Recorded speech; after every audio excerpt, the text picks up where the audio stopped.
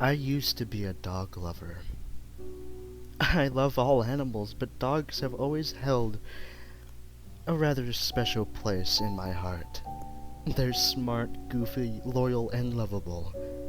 I don't dislike cats, but they're so aloof that they typically don't give two shits about humans. But dogs are different.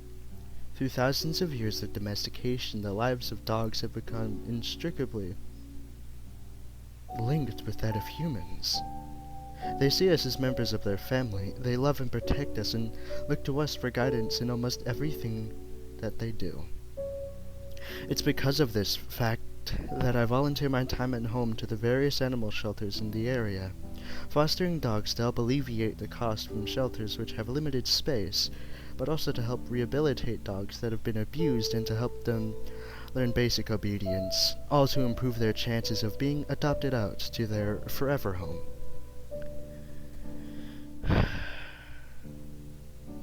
That's how it happened. I was fostering a golden lab named Polly that was rescued from a puppy mill. When she came to me, she was skittish and fearful of just about everything. Having spent most of her life in a small kennel with minimal human interaction, she'd been making speedy progress, and the playful and loving animal was finally coming out of her shell. When one night, a little over a week ago, I let her outside into my backyard. One final time before bed, I went back inside to brush my teeth and get ready for bed myself when I heard a terrible screeching racket coming from outside. It sounded like an animal being attacked, and I dropped my toothbrush to run outside, fearing for the worst. When I got outside, I couldn't see Polly at first. It was dark and my eyes hadn't adjusted to the night yet. "Polly, here, girl!" I shouted, my stomach twisting into a knot. After a few agonizing moments of silence, Polly stumbled out of the bushes on the far side of the yard. She moved awkwardly at first.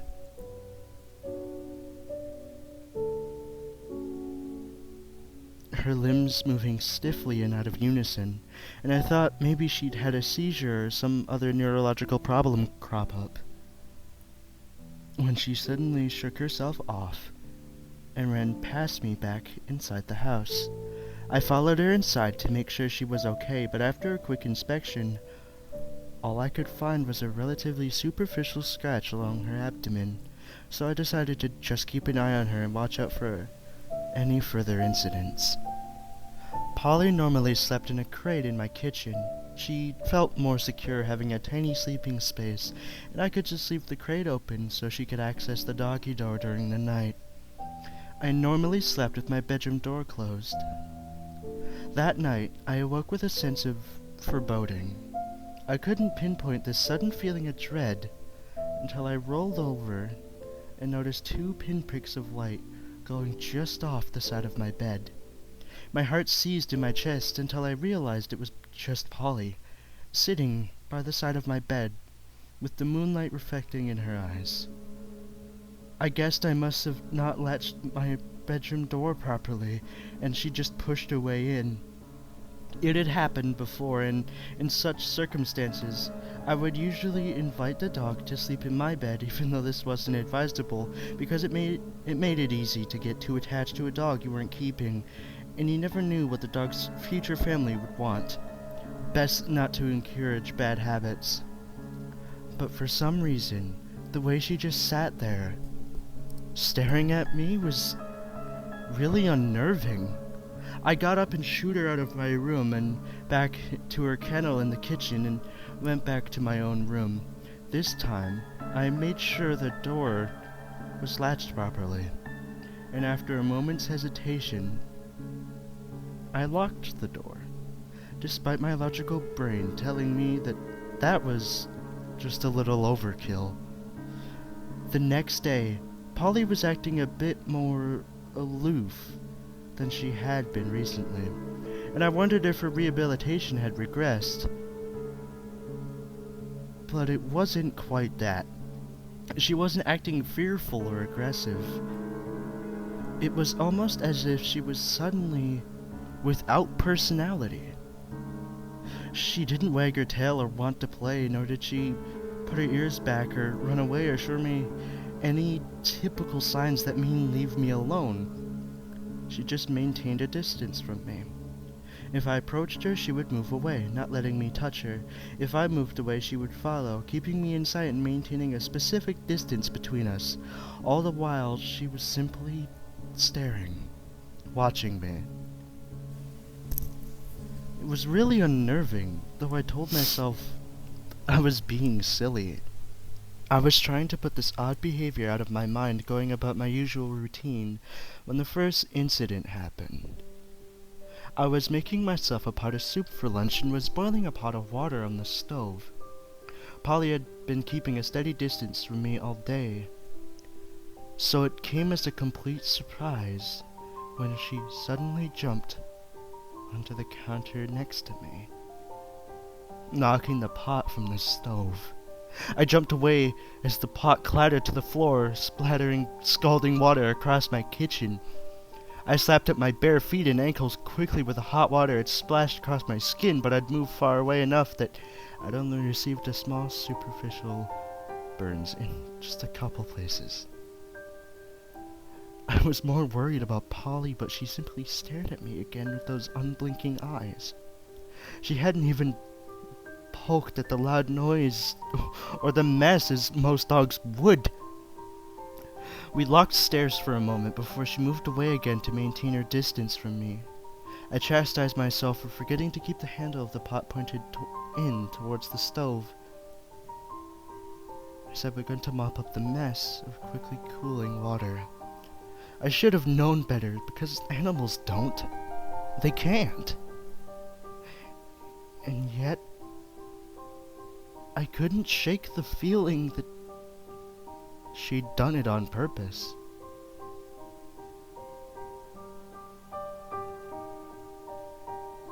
Her odd behavior continued throughout the day. My worry was increasing. She wasn't eating, and as far as I could tell, she wasn't going to the bathroom either. She wouldn't let me walk her, but she wouldn't leave my side to visit the backyard on her own either. I lured her out to the backyard, her keeping me in sight, but she wouldn't do her business. I didn't want to stay out in the yard too long, though, because there was an odd, unpleasant smell permeating the area. Whatever. By this point, it was getting late, and I vowed I'd take her to the vet the next day. Getting ready for bed once more, I hesitated and locked the door to my room, telling myself I wanted to restrict her to the uncarpeted kitchen if she was going to experience a bout of diarrhea or vomiting in the middle of the night. None of that happened, but I don't consider myself lucky. I woke once more in the middle of the night and I could feel her eyes on me. That sense of dread returned to me, but I refused to roll over to justify my fears. It was impossible. The door had been latched properly and locked. I was sure of it. There was absolutely no way Polly could have gotten in. And yet I could feel her eyes boring holes into my back. I didn't sleep another minute that night, despite constantly telling myself that I was imagining things. When sunlight finally began to filter into my room, the feeling of being watched vanished. Hesitantly and ever so carefully, I rolled over, only to let out a sigh of relief. Polly was not there. I had worked myself up over nothing. Surely I'd just had a sick dog on my hands. I got up, got dressed, and checked my door. Yep, locked and latched properly. I opened it and froze. Polly was sitting in the hallway watching me once more. I don't know what I expected after the previous day, but I was once again unsettled. There was something completely unnatural about the way she kept me in her sight every second of the day. However, I was taking her to the vet, so hopefully the problem would soon be solved. I walked outside, her following me at a distance, and I wondered briefly how I could lure her into the car, when I heard a commotion from the sidewalk. Looking over, I saw Mrs. Morrison, one of my neighbors, struggling to carry a large assortment of groceries and failing. She had dropped a couple of things and was trying to maintain her precarious grip on the large bag while simultaneously crouching to retrieve the dropped items. I called out to greet her and jogged over to help her gather the dropped items that had rolled away into the gutter. As I was bent down reaching for the items, I suddenly felt a strong force impact my back. The wind was knocked out of me and I was sent sprawling into the street. My mind froze.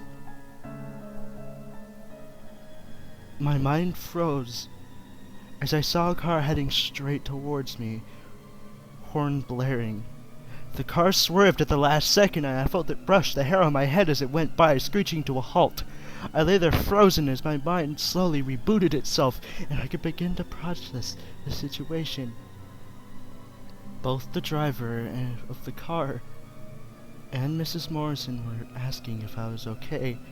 Still in shock, I nodded, brushing them both off as I looked towards Polly, now sitting where I had been standing on the sidewalk moments earlier. We locked eyes, and this time I could tell. I could see the intelligent understanding in her eyes. And I was freaked. I hurriedly excused myself from Mrs. Morrison and the driver, once again shakily and probably not too convincingly assuring them that I was okay. I ran back inside, slamming and locking the door behind me, locking Polly out. I called the shelter and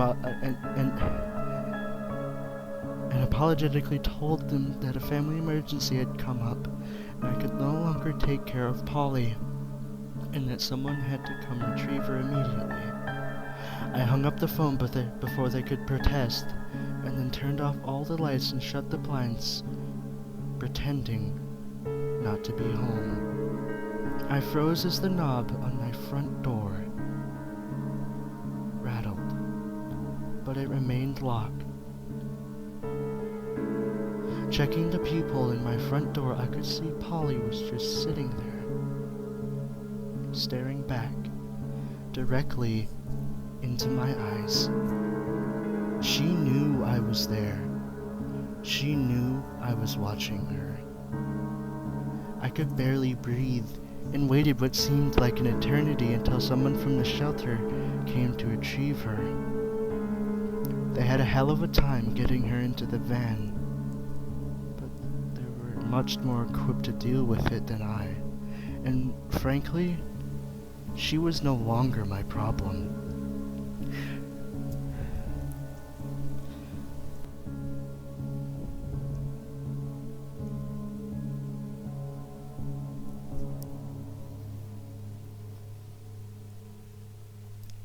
That was about a week ago.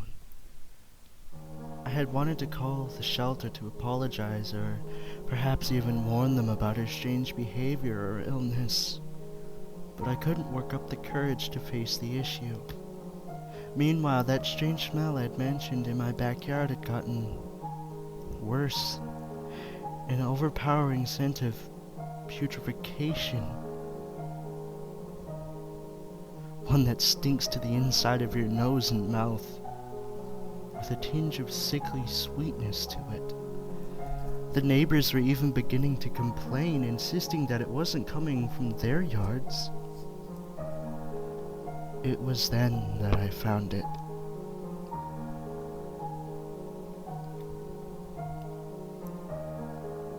Hidden deep in the bushes at the back of my yard was the decomposing corpse of a large animal. Even at this stage of rot, I could tell.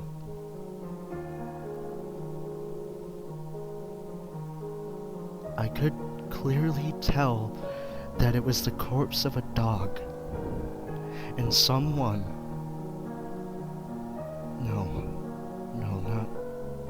Not someone. Something had removed its skin.